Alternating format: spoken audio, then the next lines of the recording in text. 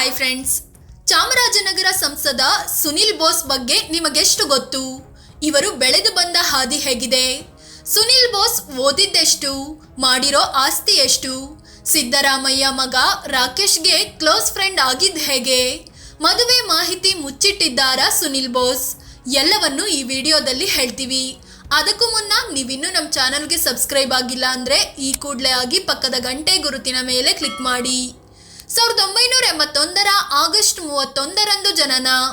Sunil Bose 1981 August 31ರಂದು ಮೈಸೂರಿನ ನಂಜನಗೂಡಿನಲ್ಲಿ ಜನಿಸಿದ್ರು.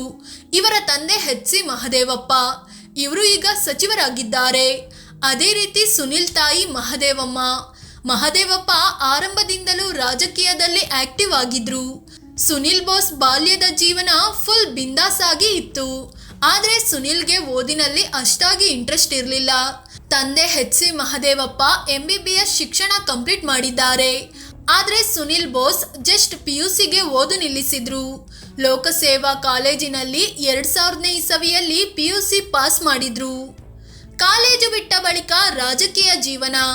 ಚಿಕ್ಕಂದಿನಿಂದಲೂ ತಂದೆಯ ರಾಜಕೀಯವನ್ನು ಹತ್ತಿರದಿಂದ ನೋಡಿದ್ರು ಸುನಿಲ್ ಬೋಸ್. ಹೀಗಾಗಿ ಸುನಿಲ್ ಕೂಡ ನಿಧಾನವಾಗಿ ರಾಜಕೀಯದಲ್ಲಿ ತಮ್ಮನ್ನು ತಾವು ತೊಡಗಿಸಿಕೊಂಡ್ರು. ತಂದೆಯ ಜೊತೆ ಓಡಾಡೋಕೆ ಶುರು ಮಾಡಿದ್ರು. 2008ರ ವಿಧಾನಸಭೆ ಚುನಾವಣೆಯಲ್ಲಿ ಮೊದಲ ಬಾರಿಗೆ ತಂದೆಯ ಪರವಾಗಿ ಪ್ರಚಾರ ಮಾಡಿ ಗೆಲ್ಲಿಸುವಲ್ಲಿ ಯಶಸ್ವಿಯಾದರು. ಅಲ್ಲಿಂದ ನಂತರ ತಂದೆಯ ಟಿ ನರಸೀಪುರ ಕ್ಷೇತ್ರದಲ್ಲಿ ಇವರ ಓಡಾಟ ಜಾಸ್ತಿ ಆಯಿತು.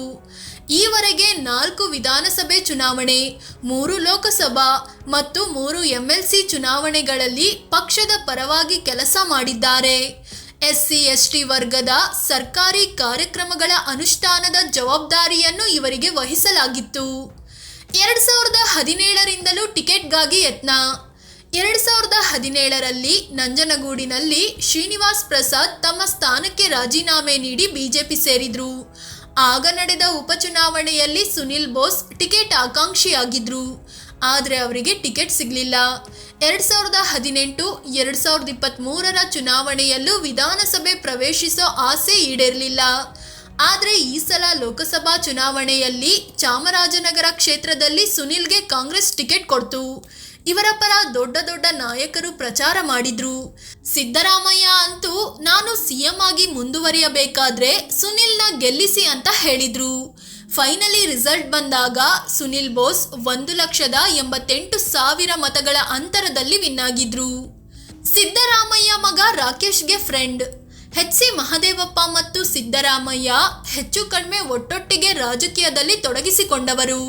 ಸಿದ್ದರಾಮಯ್ಯ ಅವರ ಅತ್ಯಾಪ್ತ ಬಳಗದಲ್ಲಿ ಎಚ್.ಸಿ. ಮಹದೇವಪ್ಪ ಮೊದಲಿನಿಂದಲೂ ಗುರುತಿಸಿಕೊಂಡಿದ್ದಾರೆ.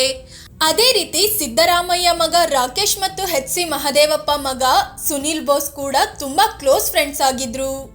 ಎಷ್ಟರ ಮಟ್ಟಿಗೆ ಅಂದ್ರೆ ರಾಕೇಶ್ ನನ್ನ ಅಣ್ಣ ಇದ್ದಂಗೆ ಅಂತ ಸುನಿಲ್ ಬೋಸ್ ಹೇಳ್ಕೊಳ್ತಿದ್ರು. 2013ರಲ್ಲಿ ಕಾಂಗ್ರೆಸ್ ಸರ್ಕಾರ ಬಂದ ಮೇಲಂತೂ ರಾಕೇಶ್ ಮತ್ತು ಸುನಿಲ್ ಇಬ್ಬರು ಇಡೀ ಮೈಸೂರನ್ನೇ ಕಂಟ್ರೋಲ್ಗೆ ತಗೊಂಡಿದ್ರು. ಅಧಿಕಾರಿಗಳ ಪಾಲಿನ ಚಿಕ್ಕ ಸಾಹೇಬ್ರು. ಸುನಿಲ್ ಬೋಸ್ಗೆ ಯಾವುದೇ ರೀತಿಯ ಅಧಿಕಾರ ಇಲ್ಲದಿದ್ರೂ ಅಧಿಕಾರಿಗಳು ಅವರ ಮಾತು ಕೇಳ್ತಿದ್ರು. 2013ರಲ್ಲಿ ಬಂದ ಸಿದ್ದು ಸರ್ಕಾರದಲ್ಲಿ ಮಹದೇವಪ್ಪ ಸಚಿವರಾಗಿದ್ರು. ಆಗ ಅಧಿಕಾರಿಗಳು ಸುನಿಲ್ರನ್ನ ಚಿಕ್ಕ ಸಾಹೇಬ್ರೇ ಅಂತ ಕರಿತಿದ್ರು. ಅಷ್ಟೇ ಯಾಕೆ, ಪಾರ್ಟಿಯೊಂದರಲ್ಲಿ ಪೊಲೀಸ್ ಇನ್ಸ್ಪೆಕ್ಟರ್ ಮತ್ತು ಸಬ್ ಇನ್ಸ್ಪೆಕ್ಟರ್ ಸುನಿಲ್ ಬೋಸ್ರನ್ನ ತಲೆ ಮೇಲೆ ಹೊತ್ತು ಮೆರೆಸಿದ್ರು. ಈ ವಿಡಿಯೋ ವೈರಲ್ ಆಗಿ ಪೊಲೀಸ್ ಅಧಿಕಾರಿಗಳ ವಿರುದ್ಧ ಕ್ರಮ ಕೂಡ ಕೈಗೊಳ್ಳಲಾಗಿತ್ತು. 2023ರಲ್ಲಿ ಸಿದ್ದರಾಮಯ್ಯ ಸರ್ಕಾರ ಮತ್ತೆ ಬಂದಾಗಲೂ ಅಧಿಕಾರಿಗಳ ವರ್ಗಾವಣೆಯಲ್ಲಿ ಸುನಿಲ್ ಬೋಸ್ ಮೂಗು ತೂರಿಸ್ತಿದ್ದಾರೆ ಅನ್ನೋ ಆರೋಪ ಕೇಳಿಬಂದಿತ್ತು. ಅಷ್ಟೇ ಅಲ್ಲ, ಮರಳು ಗಣಿಗಾರಿಕೆ ಕೇಸ್ನಲ್ಲೂ ಇವರ ಹೆಸರು ಕೇಳಿಬಂದಿತ್ತು. ಸುನಿಲ್ ಹೆಸರಲ್ಲಿರೋ ಆಸ್ತಿ ಎಷ್ಟು?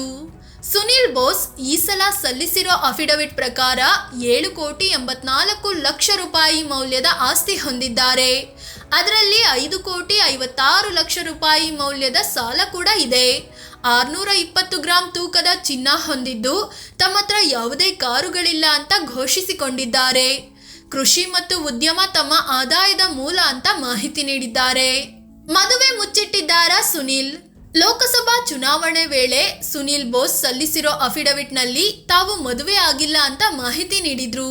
ಆಗ ಇದರ ವಿರುದ್ಧ ದೂರು ನೀಡಿದ್ದ ಬಿಜೆಪಿ ಸುನಿಲ್ ಎಂಕೆ ಸವಿತಾ ಅನ್ನೋರನ್ನ ಮದುವೆ ಆಗಿದ್ದು ಭುವಿ ಅನ್ನೋ ಮಗಳು ಕೂಡ ಇದ್ದಾರೆ. ತಾನು ಮದುವೆ ಆಗಿಲ್ಲ ಅಂತ ಸುನಿಲ್ ಸುಳ್ಳು ಮಾಹಿತಿ ನೀಡಿದ್ದಾರೆ ಅಂತ ಆರೋಪಿಸಿತ್ತು. ಜೊತೆಗೆ ನನ್ನ ಮಗಳಿಗೆ ಜನ್ಮದಿನದ ಶುಭಾಶಯಗಳು ಅಂತ ಸುನಿಲ್ ಬೋಸ್ ಸೋಷಿಯಲ್ ಮೀಡಿಯಾದಲ್ಲಿ ಮಾಡಿದ್ದ ಪೋಸ್ಟ್ ಒಂದನ್ನ ಕೂಡ ಬಿಜೆಪಿ ಸಾಕ್ಷಿಯಾಗಿ ನೀಡಿತ್ತು. ಆದರೆ ನಾಮಪತ್ರ ತಿರಸ್ಕೃತವಾಗಲಿಲ್ಲ. ಮಹಿಳಾ ಅಧಿಕಾರಿ ಹಣೆಗೆ ಕುಂಕುಮ. ಆಷಾಢ ಮಾಸದ ಪ್ರಯುಕ್ತ ಸುನಿಲ್ ಬೋಸ್ ಚಾಮುಂಡೇಶ್ವರಿ ಸನ್ನಿಧಾನಕ್ಕೆ ಹೋಗಿದ್ರು. ಆಗ ಜೊತೆಯಲ್ಲಿ ಕೆಎಸ್ ಅಧಿಕಾರಿ, ಪ್ರವಾಸೋದ್ಯಮ ಇಲಾಖೆ ಜಂಟಿ ನಿರ್ದೇಶಕಿ ಸವಿತಾ ಕೂಡ ಇದ್ರು. ಈ ವೇಳೆ ಗರ್ಭಗುಡಿ ಬಳಿಯೇ ಸುನಿಲ್ ಬೋಸ್ ಸವಿತಾ ಅವರ ಹಣೆಗೆ ಕುಂಕುಮ ಇಟ್ಟಿದ್ದಾರೆ. ಅದು ಕೂಡ ಓರ್ವ ಪತಿ ಪತ್ನಿಗೆ ಹೇಗೆ ಕುಂಕುಮ ಇಡ್ತಾರೋ ಅದೇ ರೀತಿಯಲ್ಲಿ ಇಟ್ಟಿರೋದು ವಿವಾದಕ್ಕೆ ಕಾರಣವಾಗಿದೆ. ಆದರೆ ಈ ಬಗ್ಗೆ ಪ್ರತಿಕ್ರಿಯಿಸಿರೋ ಎಚ್.ಸಿ. ಮಹದೇವಪ್ಪ, ನಮ್ಮ ಸಂವಿಧಾನದಲ್ಲಿ ಲಿಂಗಭೇದ ಅಥವಾ ತಾರತಮ್ಯಕ್ಕೆ ಅವಕಾಶ ಇಲ್ಲ, ಯಾರು ಯಾರ ಹಣೆಗೆ ಬೇಕಿದ್ರೂ ಕುಂಕುಮ ಇಡಬಹುದು ಅಂತ ಹೇಳಿದ್ದಾರೆ. ಅಂದರೆ ಪರೋಕ್ಷವಾಗಿ ತಮ್ಮ ಮಗ ಮದುವೆ ಆಗಿಲ್ಲ ಅಂತ ಸ್ಪಷ್ಟಪಡಿಸಿದ್ದಾರೆ. ಆದರೆ ಲೋಕಸಭಾ ಚುನಾವಣೆ ಟೈಮಲ್ಲಿ ಬಿಜೆಪಿ ದೂರು ನೀಡುವಾಗ ಸಾಕ್ಷಿಯಾಗಿ ನೀಡಿದ್ದ ಪೋಸ್ಟ್ನಲ್ಲಿರೋ ಸವಿತಾ ಮತ್ತು ಈಗ ಹಣೆಗೆ ಕುಂಕುಮ ಇಡಿಸಿಕೊಂಡ ಕೆಎಸ್ ಅಧಿಕಾರಿ ಸವಿತಾ ಒಬ್ಬರೇ ಅನ್ನೋದು ವಿಶೇಷವಾಗಿದೆ. ಇವೆಲ್ಲದರ ಜೊತೆಗೆ ಸುನಿಲ್ ಬೋಸ್ ಕೈಯಲ್ಲಿ ಸವಿತಾ ಅಂತ ಟ್ಯಾಟೂ ಇರೋದು ಕೂಡ ಗಮನಿಸಬಹುದಾಗಿದೆ. ಫ್ರೆಂಡ್ಸ್, ಇದು ಚಾಮರಾಜನಗರದ ಸಂಸದ ಸುನಿಲ್ ಬೋಸ್ ಅವರ ರಾಜಕೀಯ ಮತ್ತು ವೈಯಕ್ತಿಕ ಜೀವನದ ಬಗ್ಗೆ ಮಾಹಿತಿ ನೀಡೋ ಪ್ರಯತ್ನ. ಇವರ ಬಗ್ಗೆ ನಿಮಗೇನು ಅನಿಸುತ್ತೆ ಅಂತ ಕಾಮೆಂಟ್ ಮಾಡಿ ಹೇಳಿ.